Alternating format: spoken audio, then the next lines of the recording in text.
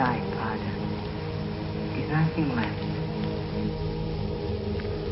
Ever since I was a child, I had a feeling that something is missing in me. I want to know why I am here. Can any of us know that? Become yourself. Then God and the devil don't matter. I want to learn. I want to understand. Be careful. Can you find the force to enable these two quite opposite lives to live together in yourself? At any moment, the wolf can devour the lamb. And you must learn what it means to become responsible. This is an exact science. And that is why you are here.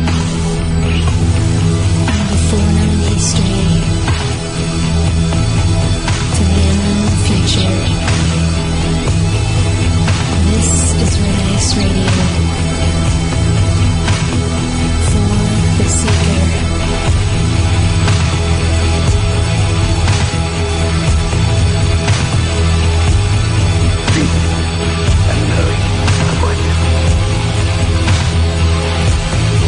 One must strive to know.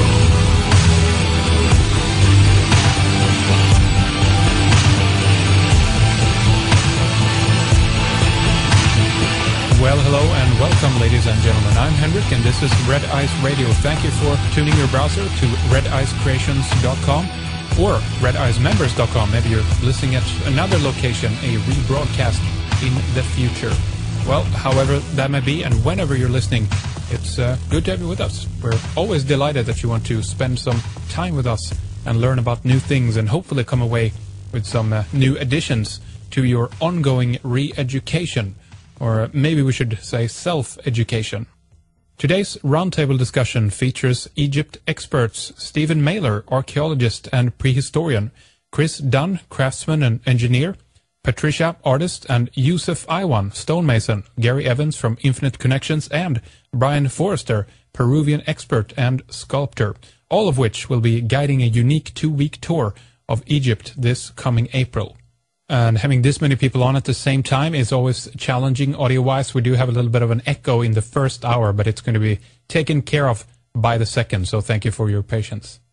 And we are going to begin to discuss ancient Egypt and the highly advanced civilization that was there way before writing and the Old and New Kingdom. This advanced civilization had knowledge of science based on harmony. Today we're going to discuss their form of technology and specifically the Serapeum. And you might hear some things you haven't heard about before, so stay with us. All right, here we are. So it's called Superior Technologies and Consciousness of the Ancients Tour. And I guess we could begin, I guess, just asking about whose idea it was to pull all this together to this conference. Was it you, Gary? I can't give the credit for it. I think it came from Patricia and Stephen, I think. Oh, you're breaking up there a little bit, but I think we heard Patricia and Stephen as well. What I know, anyway, is that we've had quite a bit of collaboration between Stephen and Chris Dunn before, Stephen Mehler and Chris Dunn, and you guys' work have been, adding on to a lot of this that has to do with the ancient technologies. And, of course, we've had you with us before, Chris, talking about this on the program.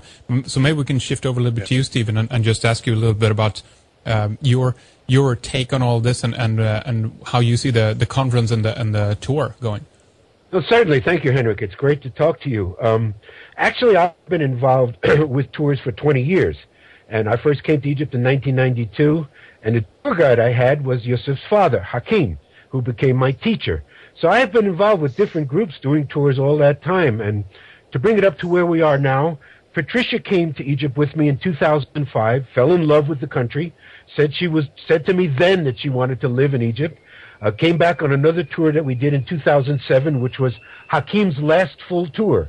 And then she came to Egypt in 2008, met Yousef, and now they are married. And Hakim went to the West in 2008. So this has been an idea we've been throwing around for several years. I've done 2 tours in the past with Christopher. We did a tour in 1999, May of 1999, and we also did a tour in 2004. So we've done tours together, and through the years we have been colleagues. and have talked about perhaps doing another tour. So really, this present tour came about with discussions I've had with Patricia and Yousef. They have been doing tour now on their own for the last couple of years. I stopped doing tours with the other groups I was working with, and we decided to do this together. And it actually was about a year ago. I was in Egypt in April of 2012, and we were sitting around, Patricia, I, and Yousef, and suggested, why don't we try to pull a tour together where we can have Christopher and Brien Foerster from Peru with his knowledge come together. And this is really, they then were starting to work with Gary. They got involved with Gary, and Gary really has organized this tour, but it's come together through a series of events like that. So I have perhaps the most experience having done tours with Yousef's father, and he was, of course, the master of tours, the senior tour guide. But now we have this unique ability on this tour to put together all the different insights that we've all had, all these different years, different ideas, different areas of expertise. Mm-hmm. And that's what's going to make this tour so unique, is that we're bringing all of us together to share all this. It's going to be an extraordinary event. I think this is a tour that has never been put together like this before. Indeed, it's going to be really exciting. Of course, it's in April. We're going to give out all the details and dates and everything else. But let's shift over to you guys, Patricia and Yousef. You guys are behind the Kemet School of Ancient Mysticism, and just as Stephen Mehler, of course, I've heard about Hakim before. Unfortunately, we never get an opportunity to have him on the program. But I've always been curious as well, considering what's going on in Egypt today, and maybe we can ask you guys that since you're there and spend so much time there. Is there any the kind of work that you guys are doing now with ancient knowledge and everything else? Has this opportunity for this kind of work diminished in any way, considering what's going on politically in Egypt? We don't have to spend too much time on this, but I'm always curious to ask about that. Hi, this is Patricia, and thanks, Heinrich. Yes, we've had a huge dip in tourism here since the revolution 2 years ago. It's severe, and it's really been a bad thing for Egyptians and for Egypt. And what we are finding, and as Stephen said, we've been running tours. We worked on or facilitated more than 6 to 7 journeys last year. None of them were affected negatively by any political events, and we don't see it in our daily lives. Everything is business as usual. However, the media seems to have this outblown. They're making things seem so much more worse than or almost not even. It doesn't even exist what they're saying as far as danger here for visitors. But yes, we do see a decline. However, what we say is it's really great for the people that do make the effort to come, because they're treated like royalty, and we have had doors open to us that have been previously closed to the public for decades. Yeah. So it's really been an adventure for us. Well, see, that's what I've heard as well, that it's actually good, if you will, then, quote unquote, for those people that are doing a little bit more focus on the ancient knowledge. You want to really get into places where they haven't been before, so that's exciting. Have you guys done, is there anything that has opened up in the last, year or two here now then, that you haven't been able to look at before? Absolutely. Yousef could tell you about it. We were able to go into the Ben Pyramid.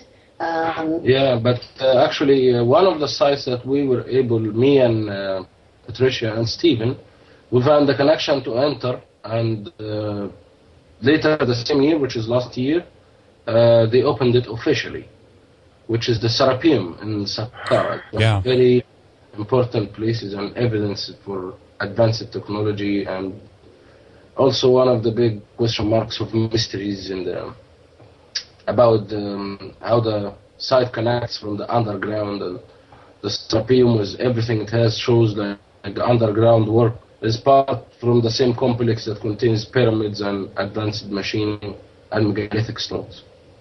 Wow. So it's a very important piece of the puzzle, the Serapeum. Indeed. Chris, if I remember correctly, you had a chapter on this in Lost Technologies of Ancient Egypt, and there is some pretty amazing stuff in there. Tell us a little bit about this, Chris. Well, to continue on with what Yousef was saying, and hi Yousef, nice to talk to you again. The Serapeum is an amazing place. I was first able to visit that place in 1995, and I was astounded by the level of precision with which these granite boxes were made, and I immediately sensed that there was something really important in these tunnels. There are over 20 of these boxes, and they weigh probably around 70 tons with their lids, or probably around 100 tons. So the question around the Serapeum and what it contains continues to mystify, and there's all kinds of speculation. But there's one thing that we are very certain of, and that is that they had to have had a much higher level of technology to create them than what conventional archaeologists, Egyptologists discuss in their literature with respect to the kind of tools that the ancient Egyptians had. They had to have had much more highly advanced tools. So the speculations about their use, the conventional theory is that they were built or constructed to contain the carcasses of the sacred Apis bull, and that seems to wash away when you start to examine in great detail how they came by this speculation. And I'm sure Stephen can talk more about that at length, but yeah, he's chuckling in the background. It's usually at this point where Christopher says, when did they introduce the bull? Right, and they introduced it when they speculated that that's what they were used for, I think. Right. I think there are serious questions to be asked. One of the things about Egypt, and I've been there 9 times, it's my spiritual home in many ways, particularly when we go south to Luxor and into the temples along the Nile. It is definitely a life-changing experience. It's a transformational experience. And as an engineer, I go there and I'm humbled by what the ancient Egyptians accomplished. In other words, when we compare what they did with our modern society, it would really stretch our abilities to the limits to recreate it. In some respects, we probably wouldn't attempt it because of the enormous difficulty in constructing some of the monuments that they constructed back then. Well, it's an amazing find, of course, and if we stay on that for a little bit more here, Chris, you wrote about it first, correct? And then you actually had an opportunity to get in there. Is that how it unfolded for you? Yes, having been able to get in there, I tagged along with Graham Hancock and Robert Baval when they were filming with Netherlands Television back in 1995, and I had a simple straight edge. It was it was a very short straight edge, but it was precise. It had a surface tolerance of about 2/10,000ths of an inch, but that was enough for me to indicate to me that there was something more about these boxes than what we've been led to believe. Following trips to Egypt, I attempted to get into the Serapeum several times. In 1999, I attempted to get back in there. It was impossible.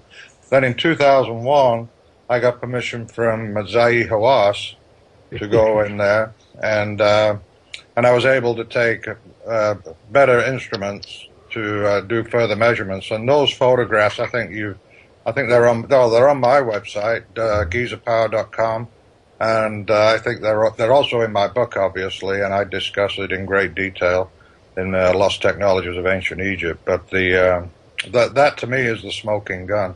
It is an incredible site. And so all of this is underground as well. Maybe we can back to you a little bit, Yousef, and ask if there's any tradition or storytelling, I guess we could say, that goes involved in what these boxes were used for, if we want to kind of counter that the sacred Apis bull argument there. Yes, of course. It could have been used as that, but that doesn't mean this is the original purpose it was used for. And this is exactly how the Egyptologist can date and relate, or put the timelines, or say this was made by whom, is according to the writings. So these boxes had writings on them. But if we compare between the handicraft or the craft the machining of the boxes and the handwork of the writing, it's so obvious to recognize that these writings were added much later. And it doesn't really identify this device. Who was it built for? Why was it built for? So this is what we know in Khemitology as the site transformation. This is what happened. People inherited very, very ancient sites and then added writings to them and layers and layers and layers of history. And then Egyptologists will come after that and put them according to the writings on them. And take Ramses II, for example. Yeah.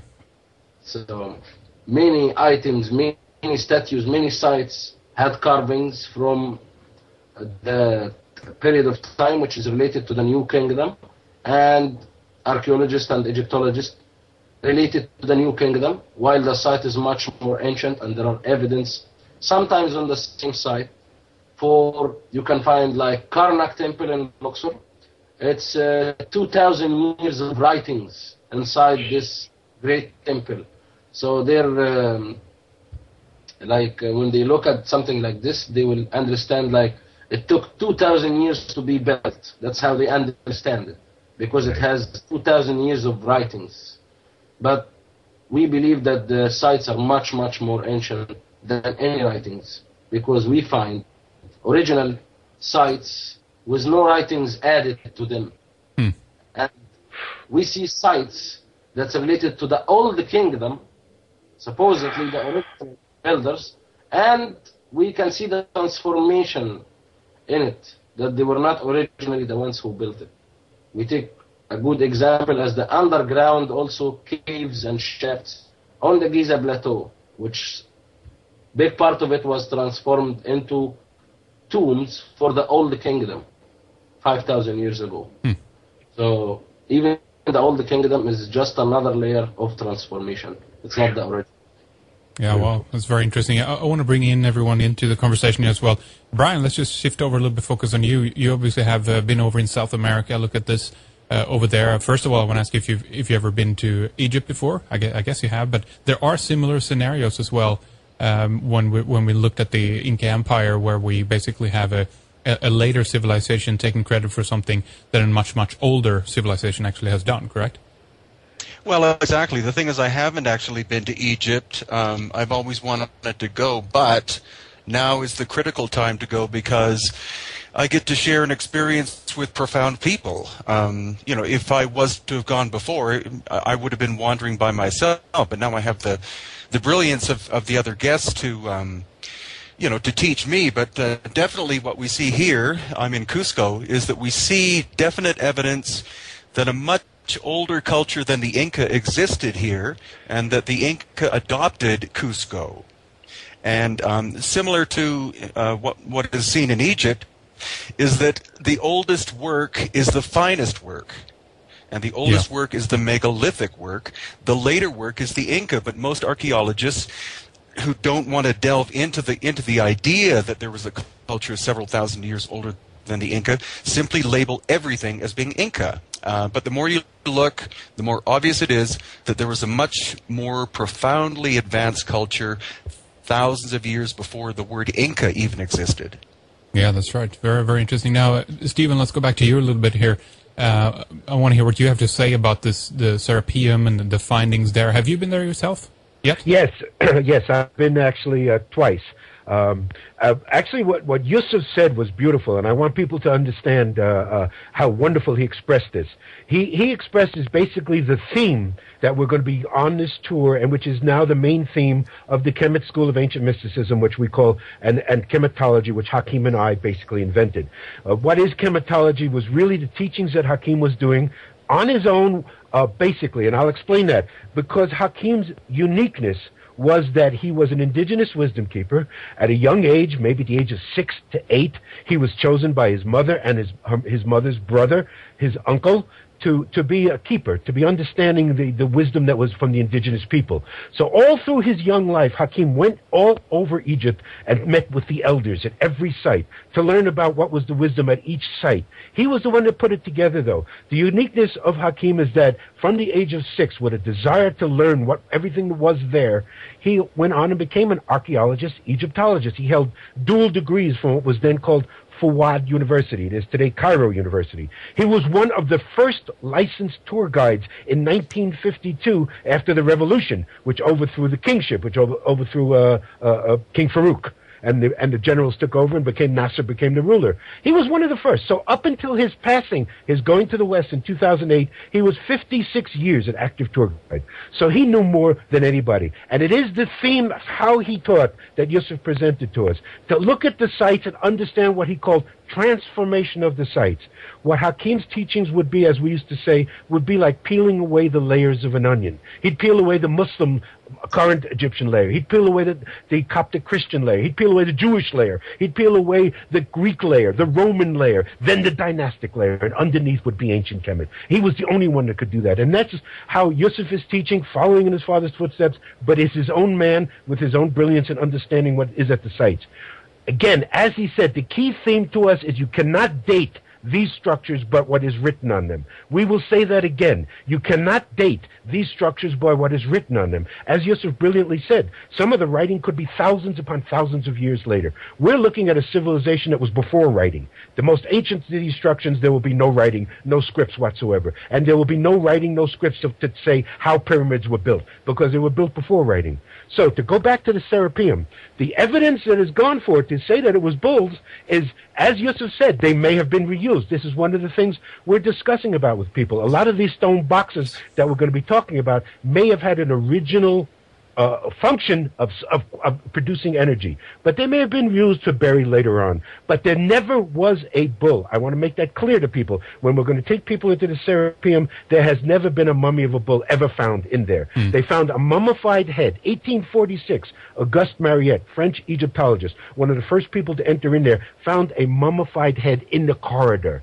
In a cache next to the Serapeum, they found a wooden box with bull bones in it. This is the only evidence they have to attribute to the fact that these were sarcophagus for bulls. And there were 22 boxes I counted. We believe there are many more. There'll be many, many layers of this. It is my opinion, just my opinion I'm saying, that this place was, as Christopher Dunn has labeled the Great Pyramid, a power plant. I think the Serapeum was a power station. Very interesting. We of course want to try to get closer to what the origin really is like here, and try to understand it. And indeed, very interesting if we're talking about a civilization who hasn't even gotten writing at this point in the way we think about it, but they do have this advanced technology. How much different they must have been in that regard. But everything we see associated with Egypt, with hieroglyphs, there's a clothing style, there's an art style, and everything else. Is this something, Yousef, that you kind of want to throw out the door, if you will, to be able to get closer to what it actually was like? Or is there any echoes in that type of civilization of the original one, do you think? Well, the research is like steps of knowing. And we can, in my opinion, to see it right, we don't skip steps to see like beyond it, unless we are aware of the first one. So it become a solid step that you go and raise and don't have to go back again. So the first step of research, it's the machining. It's how they cut these megalithic pieces and how they transfer them.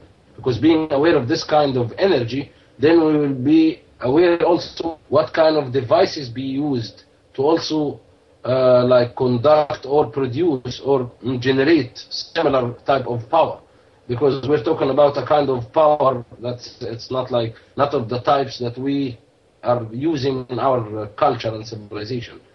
We're talking about bioenergies, and this is very, very flexible word that almost contain everything, and that's almost what we see in the site. We see everything, every stream of energy running through, from natural elements, sound frequency, magnets, electromagnetic, radiobiology, cosmic radio, you name it. And this is from the part, so we see it as three parts: how it was made, how it was working, how it was functioning, what's the dynamics of it, and then why it was made. This is the three levels of looking at the sites. And more than one pyramid can be part of the same complex. Actually, the whole Boo-Wizard can be one huge complex connecting connecting in the construction through the underground work of shafts and tunnels that goes for miles underground, and also can be connected through other streams of energy like frequency or magnets. Not to mention that it's all built on the ley line, all of it. So there is a much bigger scale to look at the ancient Egyptian sites and lifetimes of researching. So we're so grateful, of course, for all the work my father did and Stephen and everybody. But I'm talking especially or specifically about Khemitology for my father and Stephen Mehler, how they developed the seed of something very special. And when we launched this website, me and Patricia, this tour was the tour I'm hoping for to be like on the right track of the teachings of Khemitology. Yeah, well, just to come in on the how and the why, I think that is one of the most interesting things about the tour that we put together, because we've got a good deal of people, of the speakers, that are going to be dealing with the how, and then there's another section of us that are really dealing with the why the sites were made, the way, the priority that they had, because it was definitely a different mindset when we're talking about would we be able to recreate these sites today. We'd look at it in monetary terms. Their set of priorities appears to be some kind of spiritual growth underneath everything, and that for me is one of the biggest purposes of my life, and I think many of our lives, how we grow. And it's kind of general perception is, why are you interested in ancient history? Why is it relevant to me today? How does it help me tomorrow? Well, these sites, ancient sites across the world, Egypt, preservation of them is just incredible. I spent a lot of time in Central America recently, and the ravages of time and the environment has really played havoc there. With just the sand coloring sites in Egypt. You're breaking up a little bit, Gary. I'm sorry. I don't know why that's happening. we can't hear you properly. Stephen, did you catch any of this? Is this something you can continue commenting on? Yes. Well, Gary's talking about the magnificence of the sites in Egypt and the fact that I think he was mentioning, being to South America and Central America, the different environmental situations to determine what is preserved and what we can study.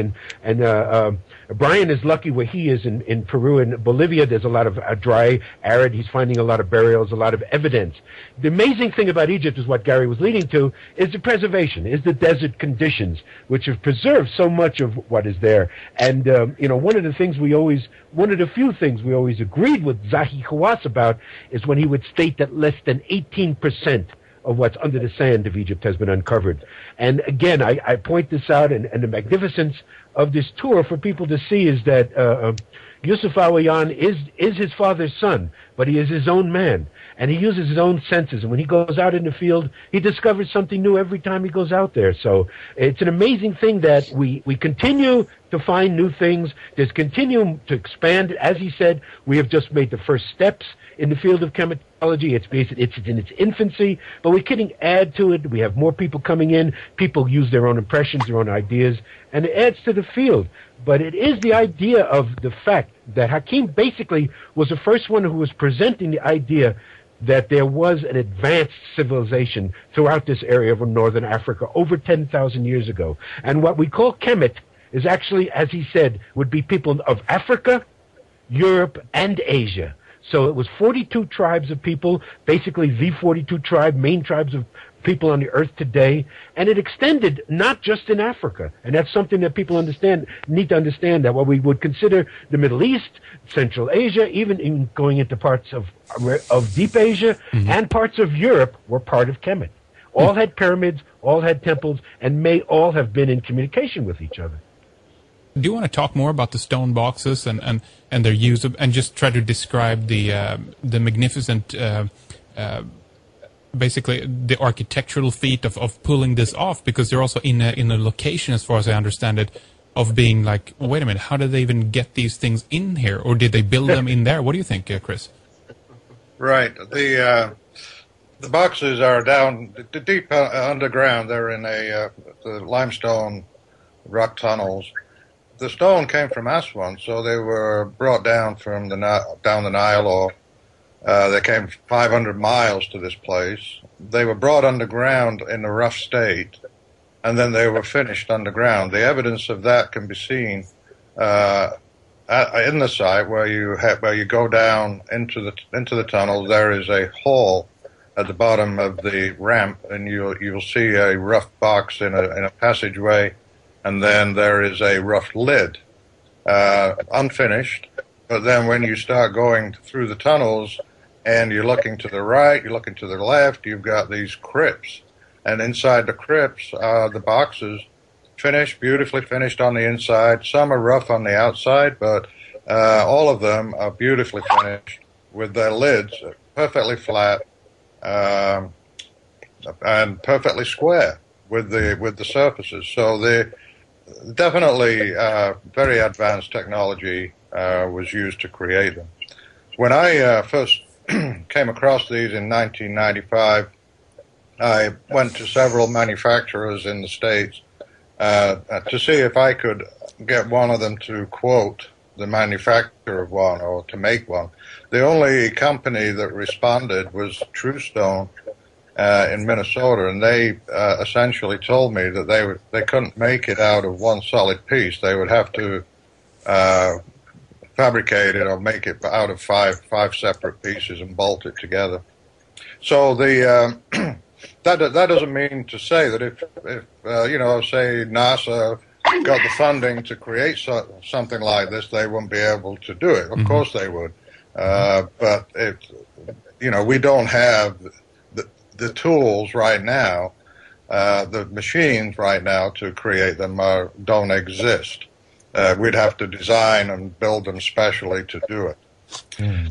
Now, on the subject that Yousef touched on, which, there are several things about them, I absolutely agree with the adoption theory, where the later scratches that appear on these artifacts are not the work of the original craftsman, and that is obvious from a craftsman's point of view, engineer's point of view, even a layman's point of view. I mean, you just look at it and you say, yeah, there's a huge difference there. But the purpose of them, I agree also that it has to have some kind of scientific basis, because the importance of these boxes is the precision, and you don't create that kind of precision unless you have an absolute need for it, because the costs are enormous to create that. I don't think a lot of people don't understand just what it would take to make just 1 square foot of a granite surface perfectly flat within 2/10,000ths of an inch. But when you look at the inside of these boxes, and you're talking about 6 feet by 12 feet by 7 feet, it's a tremendous feat of craftsmanship. It's not just the tools that they would have used to cut them, but the tools that they would have needed to inspect them, to check them, to make sure that they were precise. But getting to the purpose, the scientific purpose, there are some clues, and the clues are in the Serapeum with the boxes are that the boxes are in recesses in the floor. Why would they see fit to put them in recesses? Well, I think what we have to look at is the entire site, which is Saqqara, where the step pyramid is. And my sense there is that entire area is like a sounding board.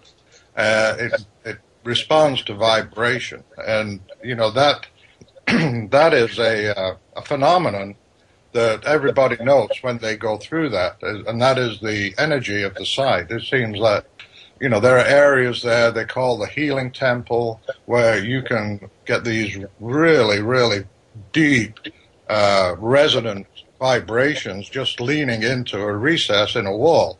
And it's quite an incredible experience. But if the whole area was based on energy and vibration, then the objects that would be vibrating would need to be secured so they wouldn't walk across the floor, because that's what happens. If you have a surface that is vibrating and you've got an object sitting on top of it and it's not restrained, then it will tend to walk. And that's why I think those boxes are in those recesses. Now, the ultimate purpose, we're open to speculation on that. Sure, definitely. Now, yeah, go ahead, Chris. Continue. No, I'm just saying is that there is an acoustic science, and their technology, their science was based on vibration, acoustics, and harmony, and a connectivity with the universe. So, they were not just engineers; they were spiritual engineers. They were bringing in information and manifesting a society that was based on harmony. Is this about amplifying something that's natural? I think Yousef mentioned organic energy or biological kind of electricity, if you will, before. Yes, I think if you look at the human body is affected by the technology that is created, and so if you live in a city and the technology is not based on harmony, it is raucous or it is crude, then the body breaks down. But if you live in a village or an environment that is based on harmony, it's musical. Music affects the mind, it affects the body, it affects the spirit. So I think that is what we're finding in Egypt, is that this ancient culture, the Khemitans, had developed their technology and science based on the harmony of the universe and the harmony and frequencies of the planet and the body. What Chris said is perfectly right. What we're talking about is a people, the ancient Khemitans, who had no separation between science, engineering, technology, and spirituality. When people talk about, a lot of times when they discuss Chris Dunn's work on the Giza power plant, they only concentrate on the nuts and bolts, the technology. But when we talk about the Great Pyramid, we say it was a spiritual machine. And both things have to be understood. These were people who did not have a separation in these concepts like we do in the modern world. And I'm not talking about religion, because this was before religion, and that's a whole other discussion that maybe we could sometimes have by ourselves. It's my second book on the subject. But they did not separate spirituality, technology, engineering. So this is why Chris understood this. As soon as he went to Egypt with his technological mind, seeing it through his eyes, he recognized the advanced technology immediately behind it, but he also, his own spirituality opened. It opened up his own side of himself when he realized these were people who were in a very high spiritual state too. And that's exactly what Hakim taught us. There was no separation. This is all a highly spiritual people who are highly technological and advanced. Indeed. Was this something that, well, I want to go back to you again, Yousef, or Patricia as well, because we talked about Hakim a little bit earlier. Do we know who his teacher was? Can we track back where the beginning of the origins of this is coming from? Yeah, I will somehow campaign this with what Gary was trying to explain here, that the sites are still producing energy and biopower that sometimes also help develop something in our intelligence or our awareness of recognizing this kind of technology or this kind of civilization. So through my experience, and as also Chris said, this is a life-changing experience, like being into the ancient sites.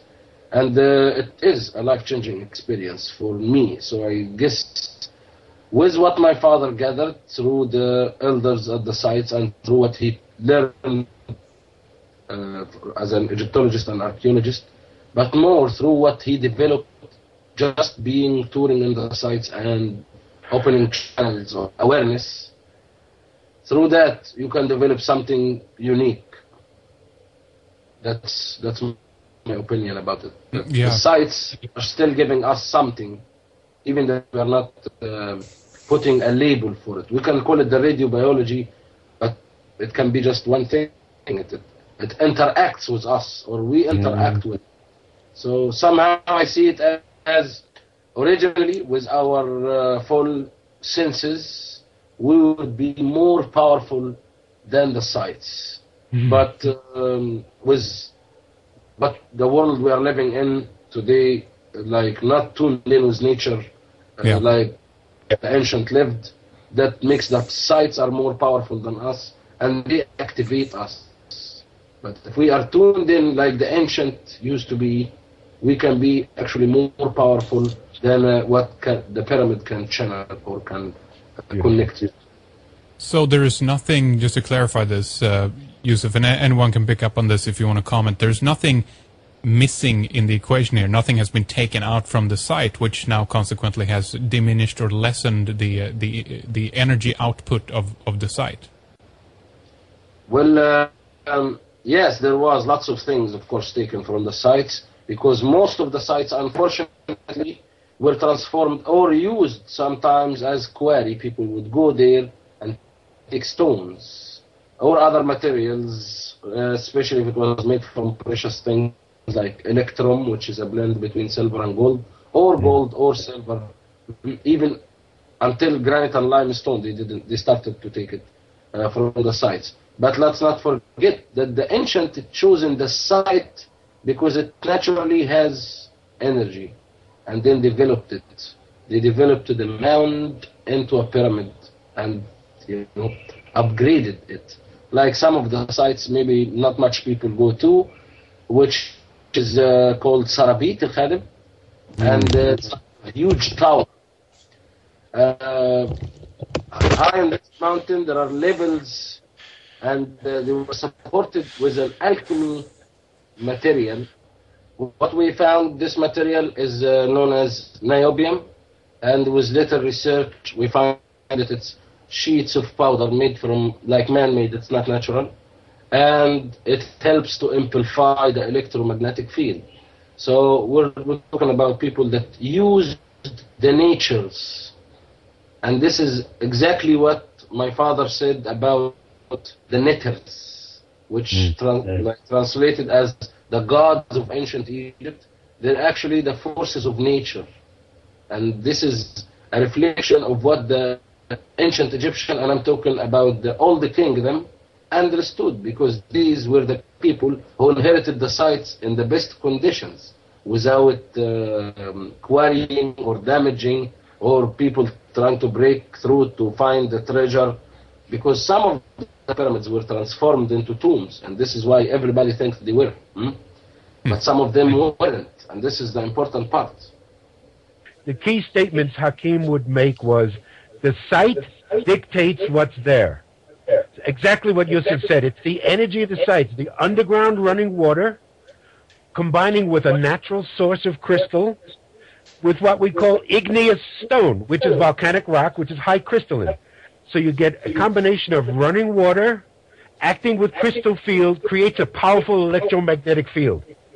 This is the energy of the sites that we feel. And the sites dictates what's there. It's no accident. The Sphinx, the Great Pyramid, and Giza is what it is. Because Giza may be the #1 power place in the world. So the site dictates what's there. And exactly as he said with the transformation of the sites. Now you asked a question before about Hakim's lineage. In the last few years, Hakim went into detail with me about his teachers. He particularly mentioned one man named Ismail. He was given the title in Arabic, Zen-Nar. Zen-Nar means the fire of Zen. And then the question is, what does Zen mean? Zen is a Sanskrit word. But Hakim felt it came from an ancient Khemitology term, Zim, which meant consciousness. So it also means in Sanskrit, meditation. So Zen-Nar would have meant the fire of meditation. This man taught Hakim at the age of 6. He was a Sufi master. So Hakim's tradition isn't a Sufi tradition. He taught him to memorize the Quran, every word, every chapter, every phrase, at 6 years of age. This is why I witnessed many, many times in the Awyani household, there would be an argument over a phrase in Quran. Hakim had many friends that would be over, and they would be arguing with him. Hakim would say, it's so-and-so and so-and-so. And they would argue, no, it's so-and-so and so-and-so. So he would always yell to his daughter, Mariam, to go bring the Quran. They would bring the Quran, and every time I witnessed this, Hakim had it exactly right, word, chapter, phrase, punctuation, everything. So he started out his life memorizing Quran and going from there. And he was then, he was taught in a Sufi tradition. Just like to add, the one expression that we gave him based on his teacher being Zen Nar, Zahir Was used to use a phrase for Hakim, calling him the father of meditation. He was using it derogatively, but Hakim accepted that. And that was a good compliment, the father of meditation. So I used the phrase for Hakim, Abu Zen, the father of meditation. I want to go through now one of each and every one of you and give you a couple of minutes. You can mention your websites, about your work, your books, your material, whatever it is. And then, of course, Gary, I want to give you a little bit of time to talk about the event and where people can go and everything. Okay, well, I'm Stephen Mehler, and I have actually been what could be called an alternative Egyptologist for over 45 years, since 1968. I have a background in archaeology. I was trained in archaeology by one of the great prehistorians of the 20th century, Dr. Francois Borde at the University of Bordeaux. So I have a training in archaeology and geology. Always had an interest in Egypt since I was a young boy. Basically, I don't have my own website, but I'm connected with the Khemitology.com website, the Kemet School of Ancient Mysticism. I've been involved in tours, as I said, since 1992. I was a student of Hakim's from 1992 to 2008. He and I developed the field of Khemitology together, and I wrote 2 books with his collaboration. My first book, The Land of Osiris, came out in 2001, and From Light into Darkness, which came out in 2005. I still have possibly another book in me. Hakim and I had worked on a lot of things the last few years, including a retranslation of the glyphs, but I don't know if that's going to happen. All I know is I'm very happy to be able to do this teaching with tours. It is it has been a goal of mine for the last 15 years to be able to do a tour with Yousef Awyan, and I'm very anxious in April 15th to 28th to do this tour with us in Egypt, and to do a tour with Chris Dunn in the field, and Brien Foerster and Gary Evans will be a great experience. I bet it is. It's going to be a lot of fun, of course. And anything else, by the way, Stephen, you want to get in there? Well, it's just that I've had a background in prehistory and archaeology. Since this time, I have 2 master's degrees. One master's was in human ecology, which I did work in ancient civilizations and how they related to their environment. And then my second master's degree through the Women's Studies Department at San Jose State University was in Egyptology, which I did the role and position of women in ancient Egypt. And so I knew before I ever met Hakim that ancient Egypt was a matriarchy. And when I first met Hakim and he started to talk that way about it being a matriarchy, he actually lived, his whole family, his whole life was matriarchal as an ancient Khemitologian himself. So that really is what attracted me to him immediately. And as I said, I have been blessed. Not only did he make me his student, but he treated me as his eldest son.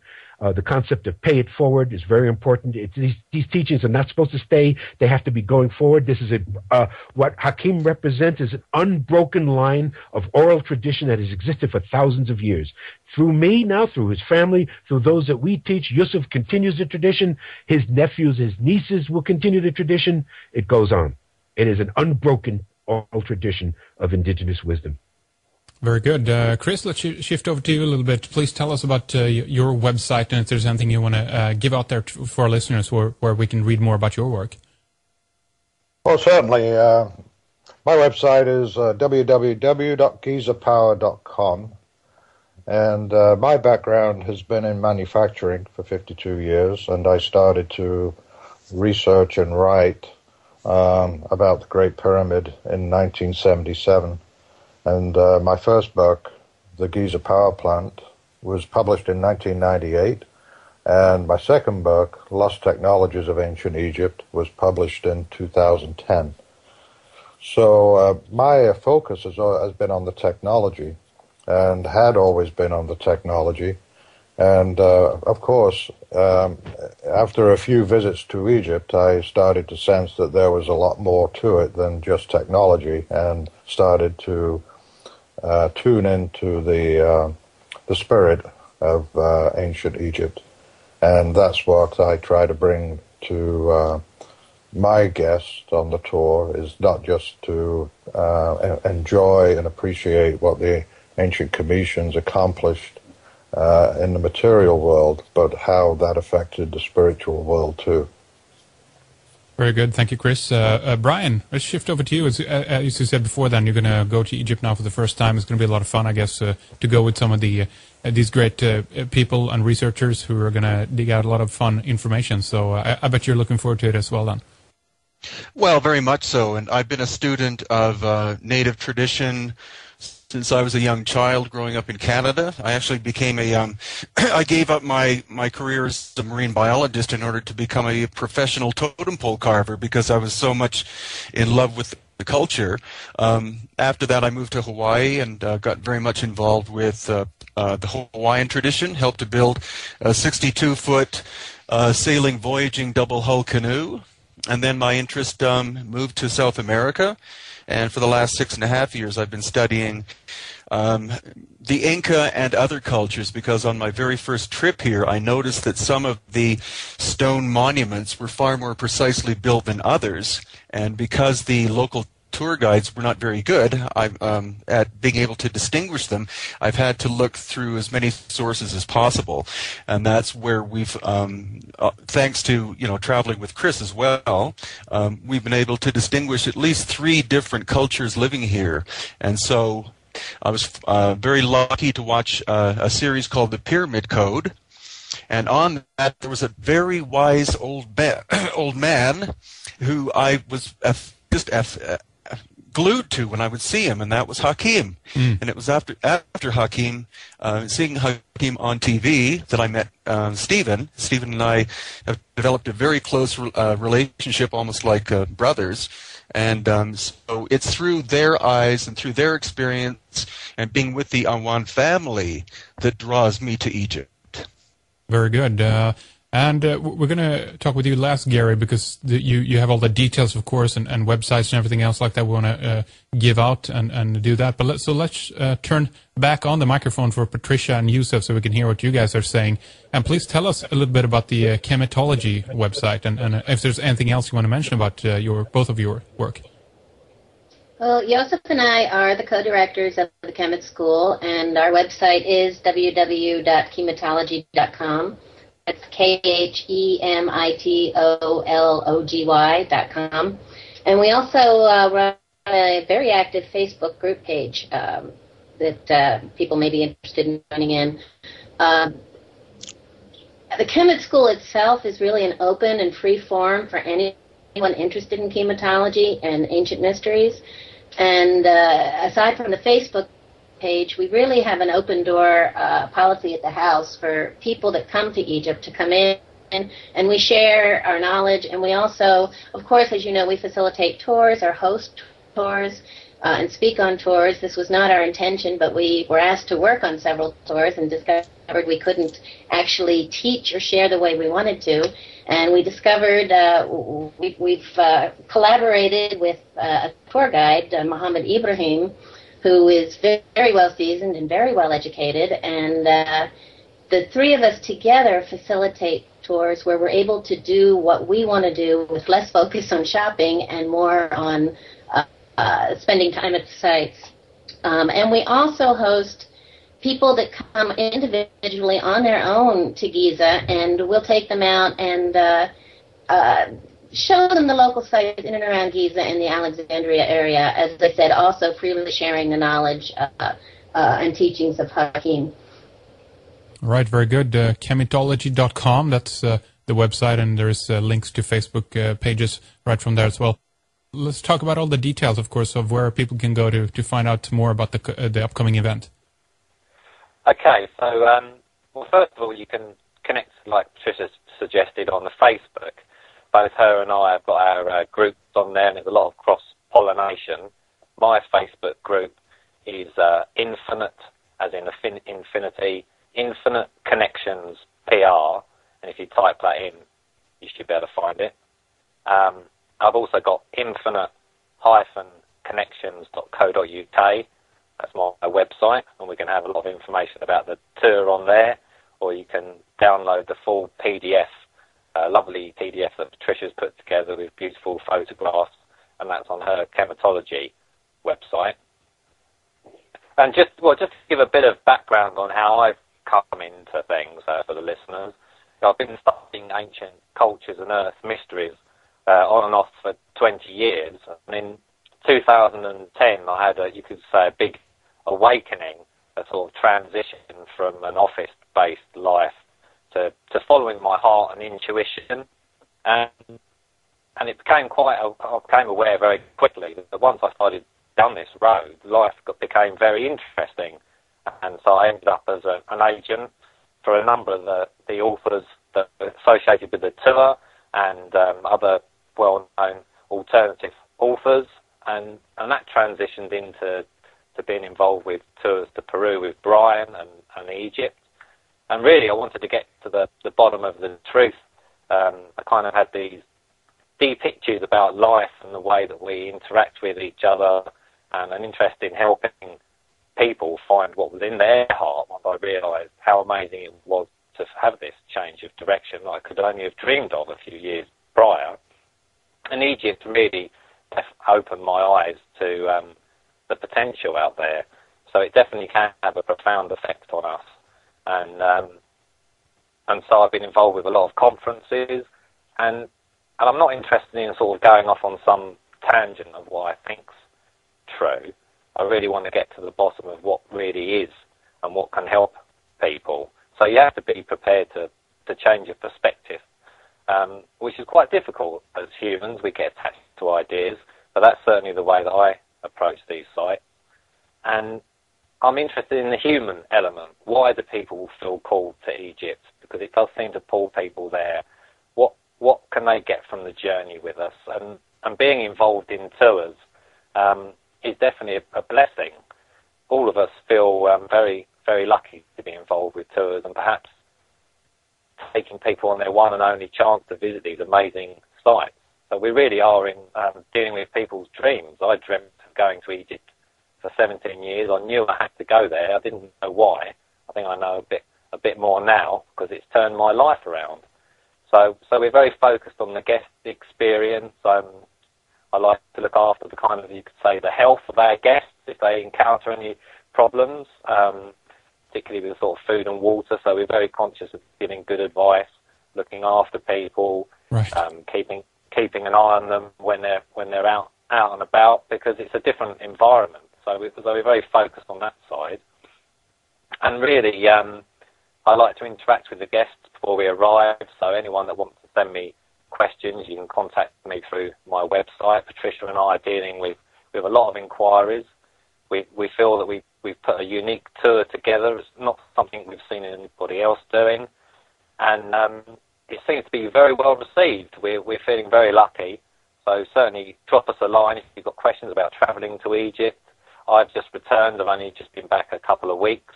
We ran a very successful tour over Christmas and the New Year, so I've been there on the ground. Beautiful, warm Egyptian people as always, very welcoming. No problems for the tour, despite what you might see on the news. So that's one thing. We can give advice on plane travel. We pick you up at the airport. You won't be off the plane very long, and our representative will be waiting. So it's a sort of full experience. If you get to Egypt, or if you're coming from America, you can meet Stephen and possibly Chris at New York Airport and fly over with them. So we've really tried to give it the whole experience and make sure people are well looked after with us. That's important. Oh, indeed, very, very much so. So that is great. So it's the main Facebook pages and also Khemitology.com. Is that the main websites to go, and yours as well, of course, Infinite Connections, Gary? Is that where people can go? Yes, infinite-connections.co.uk and Khemitology, and both of those websites you can get in touch via email. Otherwise, you can find me on Facebook via Infinite Connections, and Twitter I'm also on, connections_PR. And yeah, just let us know if you're interested in coming or any questions, and we'll happily answer them. All right, very good.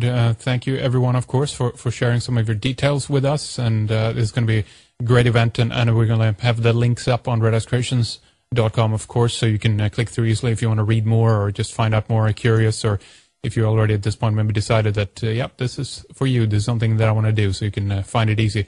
But we're going to continue here with another